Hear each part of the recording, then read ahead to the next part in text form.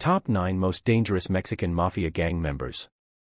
The Brotherhood in Blood, inside the rise of La Im's most dangerous men. They ruled from the shadows, killers, masterminds, and tacticians who turned California's prisons into command centers for a billion-dollar empire. The Mexican Mafia didn't just survive behind bars, it thrived. And these are the men who made that possible. This story is a dramatized adaptation inspired by real events. Some names, places, and details have been changed for privacy. All information is based on verified court filings, DOJ reports, and credible news investigations. The story of the Mexican Mafia, or La Im, isn't just a history of crime, it's a story about control.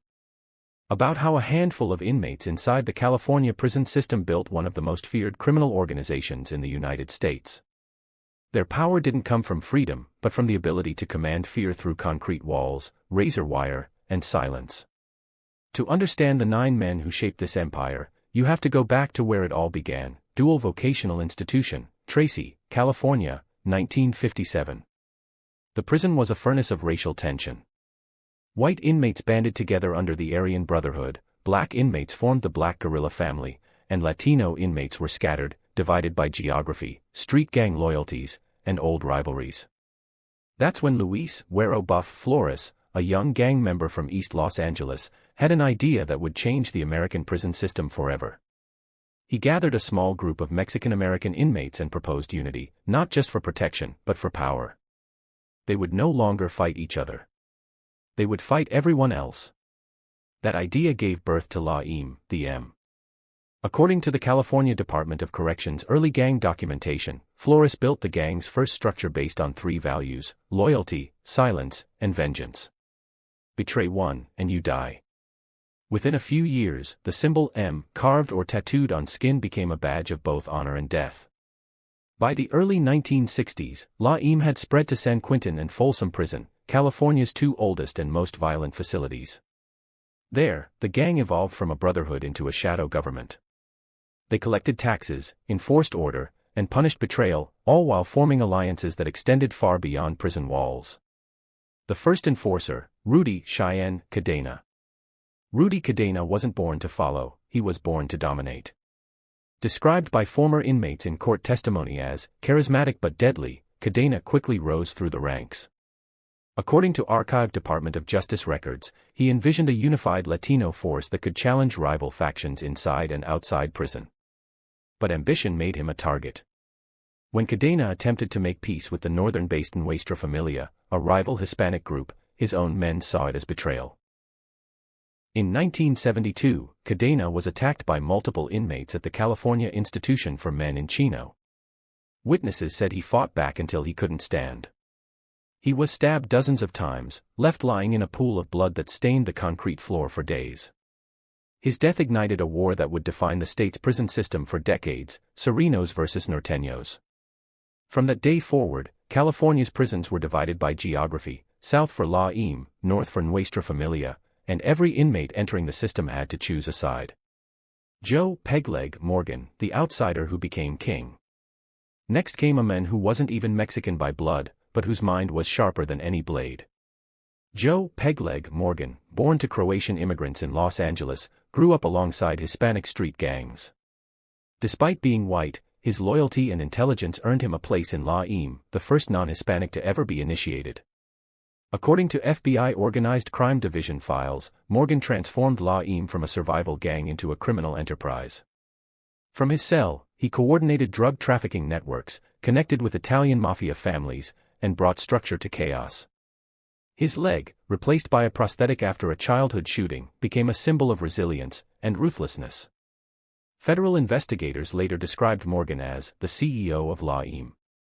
He spoke in coded phrases, moved heroin through prison visitors, and built financial systems that still fund the organization today. He was serving life for murder, yet he ruled men who walked free. When he died in 1993, the Bureau of Prisons called him the most dangerous inmate never to touch a gun. Alfred Chato Sandoval, the blade of Pelican Bay. If Morgan was the brain, Chato Sandoval was the muscle. His name appears repeatedly in California's 1990s gang files and homicide reports. Sandoval became infamous for orchestrating executions from inside Pelican Bay State Prison, California's highest security facility. According to court filings in People v. Sandoval, 2003, he authorized multiple killings of inmates accused of disrespect or cooperation with law enforcement. One stabbing, captured on security cameras, lasted less than 30 seconds, an act of surgical precision that sent a message across the state's prison yards: disrespect law and you die fast. Sandoval's control was so absolute that officers nicknamed him the Warden. From inside a 7 by 12-foot cell, he decided who lived and who didn't, often without uttering a word. Renee Enriquez, the betrayer who spoke. Among Laim's most notorious names, one stands alone, not for loyalty, but for betrayal. Renee Enriquez joined the gang in the 1980s and rose quickly through violence. According to federal court transcripts, he was involved in extortion, drug trafficking, and several ordered killings. But years later, something changed. Facing multiple life sentences, Enriquez turned state's witness.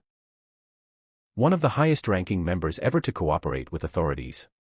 His testimony in U.S. v. Enriquez, 1993, gave law enforcement its most detailed map of Laim's structure, rituals, and operations. The consequences were brutal. Overnight, his name became a death sentence inside every California prison. Yet his cooperation also exposed how deeply Laim's influence had embedded itself in both the prison system and the streets. In a 2007 PBS Frontline interview, Enriquez said something chilling. Laim doesn't control prisons because of violence. It controls them because everyone believes it can reach them, no matter where they are. A network that outlived its founders. By the end of the 1990s, law enforcement believed they had decapitated Laim. Dozens of leaders, including Morgan, Sandoval, and Enriquez, were either dead, imprisoned for life, or under federal surveillance. Yet the machine never stopped running. Reports from the California Department of Justice show that imprisoned members continued issuing orders using coded letters, legal mail, and even corrupt staff. Each time an old leader fell, a younger one stepped up, hardened by years of survival and ambition. The organization had evolved beyond its founders. What started as a brotherhood had become an ideology, a system of control where fear was currency, and loyalty was religion. The legacy of blood. Inside California's maximum security prisons, control is everything. Inmates don't ask who's strongest, they ask who commands the yard. For decades, that answer has remained the same: Laim. Its hierarchy outlived its creators, its enemies, and even its original purpose. From 1957 to now, it has weathered lockdowns, lawsuits, and federal crackdowns. Every attempt to destroy it only sharpened its edges. Because Laim was never built on freedom, it was built on order. And order, in the chaos of prison life, is power. Power, blood, and betrayal, inside the reign of the 9 most dangerous Laim members. They ruled the deadliest yards in California like generals in a secret war, 9 men whose orders could start riots, silence witnesses, or move kilos across borders, all from inside concrete cells. This is how power, fear, and betrayal built the empire of Laim. 1. Luis Flores, the visionary founder. Every kingdom starts with a visionary, and for Laim, that was Buff. According to archived files from the California Department of Corrections, Flores wasn't the biggest or the meanest inmate in Deuel Vocational Institution, he was the one who understood unity. He saw that divided Latino gangs were easy prey for both white and black coalitions, so he created a banner large enough for all of them. His genius was organization, a council called La Mesa, the table, a tax system for contraband profits, and a code that punished betrayal with death. Flores didn't live long enough to see his empire spread through every major prison in the West, but his 3-word rule, respect, silence, loyalty, still governs thousands. 2. Rudy, Cheyenne, Cadena, the martyr of the South. Cadena was Laim's first legend. Court filings from People v. Cadena, 1972, confirm he tried to end the constant bloodshed between northern and southern Latino inmates. Instead, he was cornered and stabbed repeatedly by Nuestra Familia soldiers in Chino prison. His death became doctrine: never make peace with the North. From that day, Sereno swore allegiance to Laim. Every new inmate from Southern California inherited Cadena's war. Even now, murals in Los Angeles barrios carry his nickname, not as a warning, but as a saint of vengeance. 3. Joe Pegleg Morgan, the outsider who ran the inside. A Croatian-American running the Mexican Mafia sounds impossible, until Joe Morgan. FBI organized crime files from the 1980s describe him as La Eames, ambassador to the Italians. He coordinated heroin shipments with LA's Italian Mafia and laundered profits through legitimate businesses. Morgan's prosthetic leg, the result of a teenage gunshot, didn't slow him. He could quote law books one moment and order executions the next. By the time he died of liver cancer in 1993, even guards admitted he was the most respected inmate in California's history. He taught La Eames that money buys longer life than muscle. 4. Alfred Chato Sandoval, the Blade of Pelican Bay. If Morgan was a businessman, Chato Sandoval was a warlord. Pelican Bay's SHU, Security Housing Unit, was built to cage men like him. Instead, it became his fortress.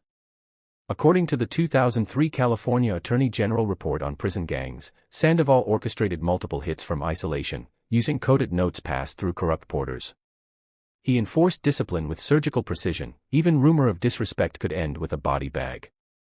Other inmates called him El Silencio, the silence, because by the time you heard your name, it was already over.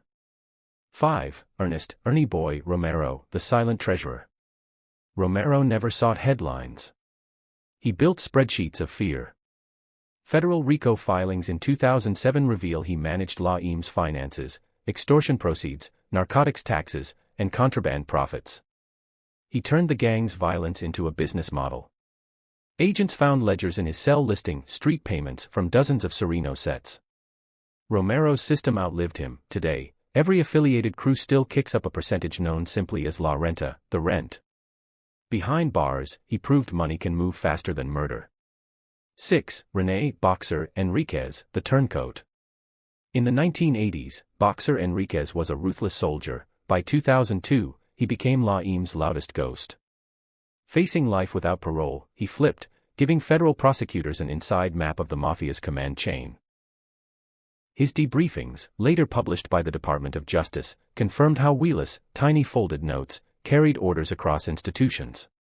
By betraying La Eames, Enriquez saved countless lives but doomed his own freedom. He's been in protective custody ever since, still hunted by the brotherhood he once called family. 7. Benjamin Topo Pineda, the collector. Topo Pineda's role was simple: enforce taxes or eliminate debtors. In U.S. v. Pineda, 2007, prosecutors called him La Eames' financial muscle. When local gangs refused to pay, he sent enforcers with clear instructions, one warning only. Detectives found victims with EME carved into flesh, a grotesque invoice in blood. Pineda's arrest during Operation Carnalismo exposed millions in hidden profits, but investigators admitted, cutting off his branch didn't kill the tree. 8. Arturo Tublas Castellanos, the modern commander. By the 2000s, Tublas Castellanos turned Pelican Bay into La Eames' digital headquarters. DOJ intelligence from 2013 shows he coordinated dozens of street crews through coded legal mail and contraband phones. Even in solitary, he managed recruitment and discipline like a military officer. When authorities intercepted his messages ordering a statewide ceasefire between Sereno sets, they realized the extent of his power. One man in a box controlling thousands in the open. 9. Jose Fox Ledesma, the New Era enforcer. Fox Ledesma represents La Eames' evolution. His name appeared in Operation Black Flag, 2018, a multi-agency case revealing how the gang uses encrypted messaging and cash apps instead of hand-delivered payments. Younger, tech-savvy, but no less brutal, Ledesma handled logistics for narcotics and contract violence across Southern California. Agents say he's proof that La Eames doesn't age, it upgrades. The thread that binds them. Different eras, same code. From Wero Buff's notebook to Ledesma's smartphone, La Eames' leadership has always shared three instincts: control, communication, continuity. Every generation learns from the last, how to adapt, how to hide, how to make fear efficient. Their genius isn't just violence, it's discipline. Even federal isolation can't stop a system that recruits faster than it loses.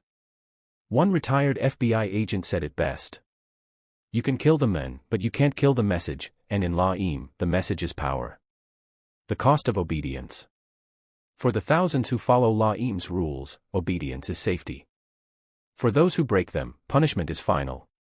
Court records show countless unmarked graves linked to unpaid debts and coded green lights. Every tattooed M tells two stories, pride and peril. In the Mexican Mafia, survival isn't guaranteed by strength but by silence. Speak, and you vanish.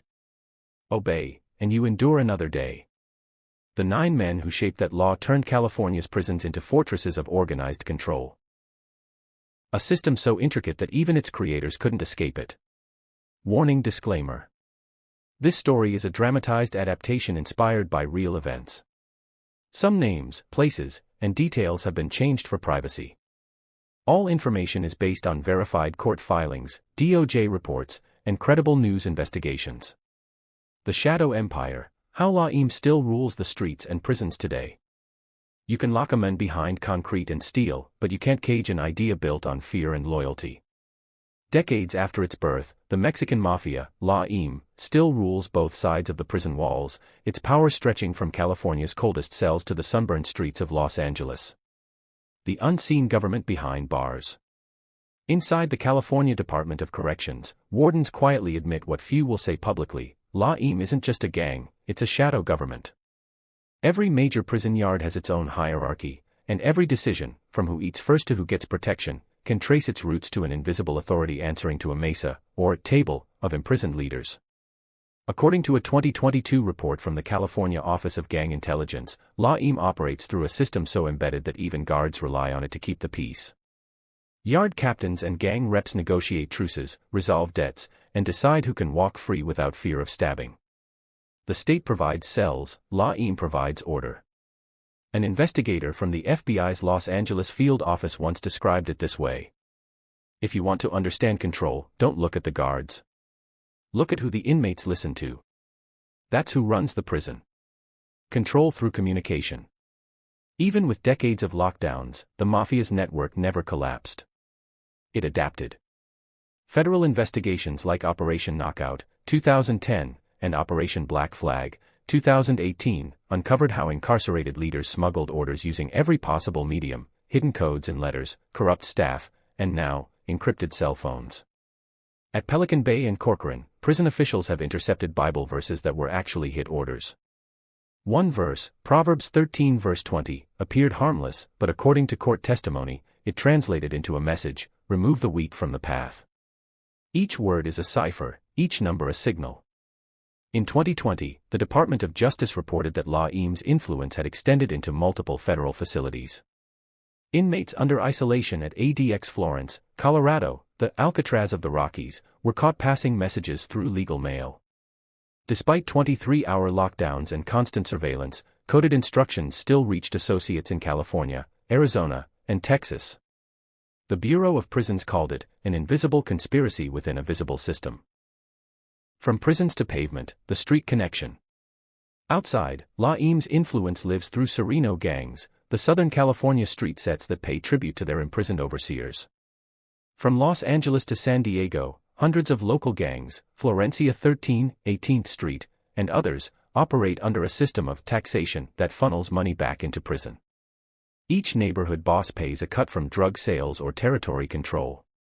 In exchange, they gain the right to operate without retaliation. A Los Angeles County grand jury report, 2019, described the arrangement as a feudal economy of fear. Drug profits, protection fees, and extortion payments all lead upward, flowing from the streets to the cells, a river of revenue sustaining an empire built on silence.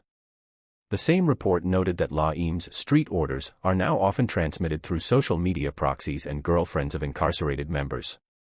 A single phrase like, "the table wants peace," posted on a private account can stop a turf war before it starts. The culture of fear. La Im's true power doesn't come from money or muscle, it comes from fear. Every inmate entering the California system hears the same whisper: La Im manda. The M commands. It's not just a slogan, it's a survival rule. Refuse a command, and you risk being greenlit, marked for death. Accept, and you live another day under the Mafia's invisible rule. Psychologists studying prison culture have noted that many inmates view La Im not as a gang but as a government, a set of laws more predictable than the state's. One former inmate interviewed by ABC News put it bluntly: "The guards change every shift. La Im never changes. You know the rules: pay, respect, stay silent. That's the only law that keeps you alive. Law enforcement's counterattack. Decades of investigations have tried to decapitate the organization. From Operation Black Widow, 2001, to Operation Sudden Impact, 2014, federal prosecutors have secured life sentences against dozens of leaders. The RICO Act, originally designed to dismantle the mafia, has been used repeatedly to prosecute LAIM members for racketeering, conspiracy, and murder for hire. But the structure is Hydra-like. Every fallen leader creates a vacuum quickly filled by another. As one retired DEA agent told the Los Angeles Times, "You can lock up the generals, but the army keeps marching. Fear doesn't need a name, just an order." The digital shift, LAIM in the 21st century. Today's Mexican Mafia no longer relies solely on handwritten wheelies. Investigators have traced encrypted messaging apps, cryptocurrency transactions, and prepaid phone networks linking inmates to street crews. In 2023, the California Department of Justice Cyber Division reported that at least 5 major drug operations were being coordinated through hidden chat apps controlled by incarcerated LAIM lieutenants. The new generation. Younger, more educated, and digitally fluent, operates with the same cold discipline as their predecessors. Their version of a shank is now a smartphone. Their territory is the internet. The cost of legacy. Every empire leaves a body count. For LAIM, that cost is measured in thousands: inmates slain, families torn apart, and neighborhoods trapped under invisible taxation. Even among its own, loyalty often ends in betrayal. Renee Enriquez, once a high-ranking soldier, summed it up best before the California Parole Board. There's no retirement in LAIM. You either die in, or die out. Yet despite the blood, the legend endures. Prison graffiti across California still carries the same message in bold letters: "M por vida, M for life." Can it ever end? Experts remain divided. Some believe that only dismantling the prison system's racial segregation and gang politics can finally break LAIM's power. Others argue the organization has grown too self-sustaining, too decentralized to ever collapse. The truth lies somewhere in between. Every new inmate who chooses survival over isolation keeps the legacy alive. Every dollar of tribute keeps the table fed. The government can lock the men away, but as long as the myth of LAIM commands respect and fear, the cycle continues. The final word. The Mexican Mafia began as a defense, a way for outnumbered men to protect themselves inside a violent system. But what started as unity became domination. What started as survival became sovereignty. Today, LAIM stands as proof that power doesn't need freedom. It only needs fear, loyalty, and the belief that somewhere, behind concrete, razor wire, and silence, someone is still giving orders. Because inside America's most secure prisons, LAIM doesn't just survive. It reigns. Warning disclaimer. This story is a dramatized adaptation inspired by real events. Some names, places, and details have been changed for privacy. All information is based on verified court filings, DOJ reports, and credible news investigations.